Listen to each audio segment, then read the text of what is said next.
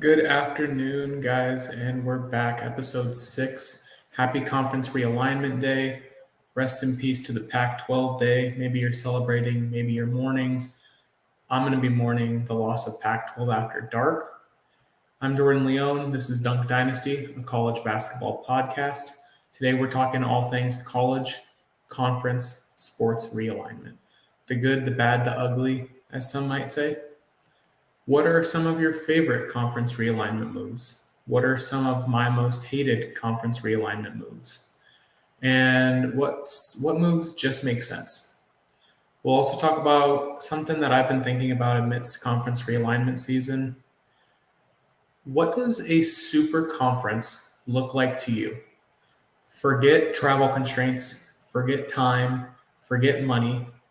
Make me your favorite college basketball conference simply based on vibes. Include your favorite team. I'm going to include my favorite team. You'll see it when we get there. I'd love to react to some of your guys' super conferences on socials. I'll make a post right after this at dunk_dynasty. I'd love to see your hypotheticals. Let me know what you think of mine. I'll post mine after as well. So let's get started. Conference realignments, some of the biggest moves. Most of you guys will know a lot of these moves. The ACC, they add Southern Methodist, they add Stanford, they add Cal. The Big Ten, Oregon, UCLA, USC, and Washington. The Big 12 will add the two Arizona schools, Arizona and Arizona State, Colorado and Utah. And of course, as everyone knows, the SEC will add Texas and Oklahoma. Smaller moves. WCC will add Washington State and Oregon in most sports. The Mountain West will add Oregon State and Washington State in football. And my favorite, the Northeastern Conference, brings back Chicago State from the Independent League. So let's get started. What makes the most sense? As far from a sports competitive competition perspective, a geographical perspective, the moves that the Big 12 made, adding Arizona, Arizona State, Colorado, and Utah, all make sense. Geographical perspective, all four of the schools add a Western, quote unquote, footprint. Arizona and Arizona State should compete right away. The SEC, from a competition perspective, Texas and Oklahoma make sense. Geographically speaking, however, neither of these teams are in the Southeastern Conference. They're not in the South, they're in the Midwest. And Chicago State to the NEC, Northeastern Conference. After spending 1 year as an independent college basketball, they played 25 games before January. Because once January hits, it's conference season. They're not going to get teams to play them during conference season. So they get to find some normalcy. They get to compete and have a conference schedule. They get to potentially go to the dance, guys. Chicago State in the dance, give it to me. Geographically, they make sense. Chicago State can compete and complete the Northeastern Conference footprint. What moves don't make sense? Geographically or sports affiliations, Big Ten does not make sense whatsoever. None of those four teams, Oregon, UCLA, USC, and Washington, none of them move the needle for the Big Ten as far as a sports competition perspective outside of Oregon. The ACC, those moves make no sense. Southern Methodist, Stanford, and Cal, they don't fit geographically. None of them are going to compete. I think that was a pity buy, mainly for Stanford and Cal, obviously, because the Pac-12 was disbanding. It was a pity we need somewhere to go move because we don't want to go independent. And the ACC said, we can make some more money. So I don't think those moves make sense at all. What moves I'm just okay with? Oregon State and Washington State moving to the Mountain West specifically for football. It makes sense. they fit geographically. I don't think either team is going to compete in the Mountain West right out of the gate, but they fit geographically, a lot more geographically than any of the schools going to the ACC, any of the schools going to the SEC. So it makes sense to be a football affiliate for the Mountain West. I think long term, maybe in 2 or 3 years, I think they look for a conference where they can play all of their sports in the same conference. Will the Mountain West absorb all of the Oregon State and Washington State sports? I don't know. So, what are your thoughts? Some other thoughts that I have are it's just craziness. I think that this move with the Big Ten and Big 12 kind of creating a Western front, if you will, I think it's the start of the end for all of the small conferences, the WCCs, the WACs, the Mountain West. I'm a big fan of West Coast schools, if you can't tell. I think that this is the start of the end for mid-majors across the country. I think it's the beginning of the end for the conference college football playoffs. I already know they're expanding it this year. I think that from a money perspective, a money grab perspective, in 10 years, it'll probably be like March Madness. They'll have 64 football teams duking it out over 3 weeks to see who's the best team. I think that there's so much to be said about these small schools, these mid-majors, the FAUs of the world that surprise everyone and go to the Final Four. These small schools are what make college basketball fun. They make March Madness fun. I personally love turning on a basketball game on a Wednesday night at 7:30 and it being two schools that I've never seen before, but I will still sit down and watch it because for those schools, those games on Wednesday night mean more than a top 25 team coming to their university, coming to their gym and blowing the doors off so they can get 60 grand. Those are the games that they tune in for. Those are the games that they pack the stadium for. And honestly, those are the games that are the difference maker for whether or not these mid-major teams are quote unquote successful. I'm a GCU fan. Most of you guys know I'm a GCU fan. We were in the top 25 or right outside receiving votes. We were 26 or 27, I think. We played Seattle University on Thursday night. We lost. And then we immediately dropped to like 50 in the net. We immediately dropped to 50 in the Ken Palm. Those games mean more. If you don't tell me they mean more, if you tell me they don't mean more, you're wrong. End of story.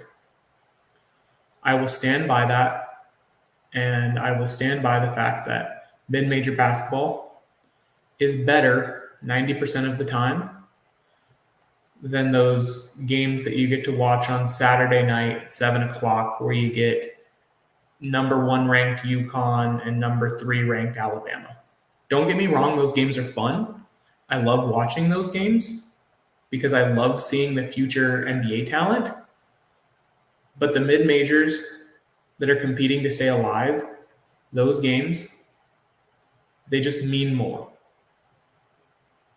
And that's why I love college basketball. Jumping over to the Super Conference. Again, Super Conference. We're just talking straight vibes. Give me teams that you like. Give me teams that you love. Give me teams that are going to compete. I'll give you mine. I'll make a post on socials. And I want to see your guys's as well. So, here's mine. I made a little graphic. show you guys the graphic. I'm going to share my screen here in like 2 seconds. Boom. Sharing screen here. And we are going to share.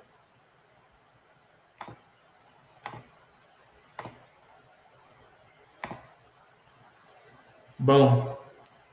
I call this the Pinnacle Conference. It's the Pinnacle Conference because it's the top of the line conference. Geographically, realistically, a lot of this makes sense. Okay. So don't come at me with it doesn't make sense geographically. It makes sense geographically. 95% of your schools are west of Texas. The only one who doesn't make sense geographically, obviously, is little UConn all the way over here on the East Coast. I added UConn because I loved UConn. They're a great basketball school. I added them. I love watching Dan Hurley. I love watching the product he puts on the court. Hate me all you want. They're not going to three-peat this year. That doesn't mean I don't love UConn.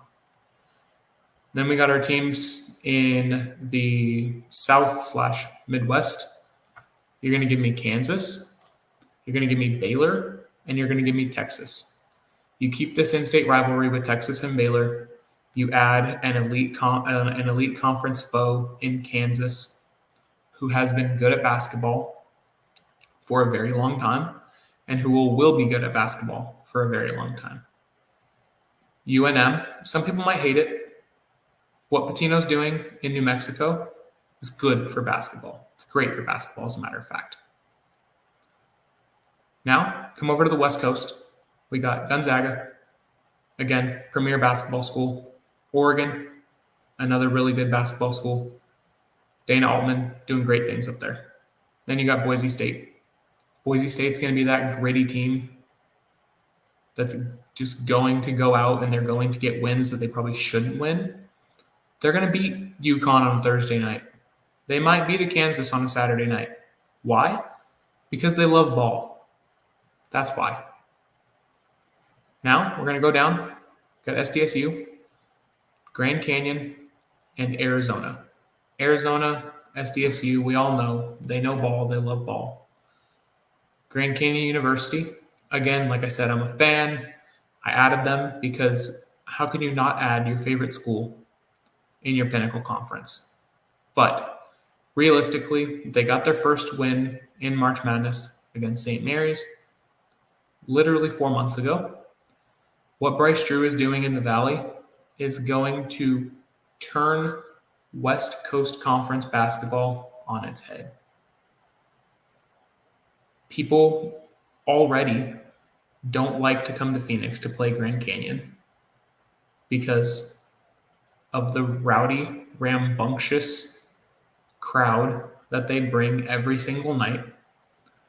I was a student there. We were camping outside 3 days before a Chicago State game on a Thursday night. Tell me that's not dedication. Anytime you hear about dedication, student dedication to games, you're seeing kids camp outside for Duke, UNC. You're seeing people camp outside for the Sunflower game, Kansas State. People are not camping outside to watch Chicago State come play ball. The GCU students, we were. We were also camping outside when the University of Missouri, Kansas City Kangaroos came to play on a Thursday night. People were doing class outside so they can sleep in tents to go watch the GCU team, then led by Dan Marley, mollywop schools that most of which were on the East Coast, or I guess in this like Midwest region, because those fans, they just love basketball. Come to a GCU game, you won't regret it. They're moving to the WCC next year. We're going to have Gonzaga coming in. We're going to have St. Mary's coming in. We're going to have San Francisco. It's going to be unreal. Like I said, what Bryce Drew is doing in the Valley is going to flip West Coast Conference basketball on its head as we know it. Tune in. Even if you watch it on TV, the game's electric. We got some comments from Twitter. Chavo from Twitter said a GCU University of New Mexico game would be electric. I wish they could have played this season too. Believe me, I do. This game would be electric. I would drive to the pit. I know a lot of people would drive to the pit. We took buses to Las Cruces when we played against New Mexico State. We can go to the pit. The pit can come to us. Again, it'd be electric. So, I'm going to make a post on Twitter. Show me your best favorite conference if you could create it yourself.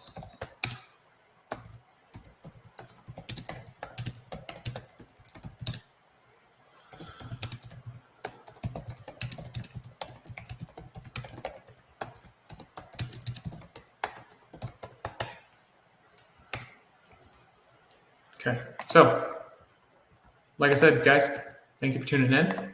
I love each and every one of you guys. There's like 27 of you guys in the stream right now. I really appreciate it. Every single week on Monday between 2:30 and 3:30, we'll be talking ball. Whenever we go into conference basketball season, 125 days, in case you weren't counting, I am. 125 days, we'll try to go twice a week. Sometimes we'll do live streams. We will be live, talking basketball every single day. Just before we leave, got one more comment from Twitter, X, whatever you want to call it. Jay, looks like he's from Arizona. Long, cold nights camping out for games. I think I know who this is. I'm pretty sure I know who this is. He went to GCU. Long, cold nights camping out for games. He is not wrong. This kid knows ball. Just like a lot of you guys know ball. If you love ball, tune in to this podcast. Follow me. I will follow every single one of you guys back. I got a YouTube channel, DNK_DYNSTY. Of course, we got the X at @dunk_dynasty and Instagram at DNK_DYNSTY. Appreciate all of you guys for tuning in, and I hope to see all of you guys next week. Have a great day.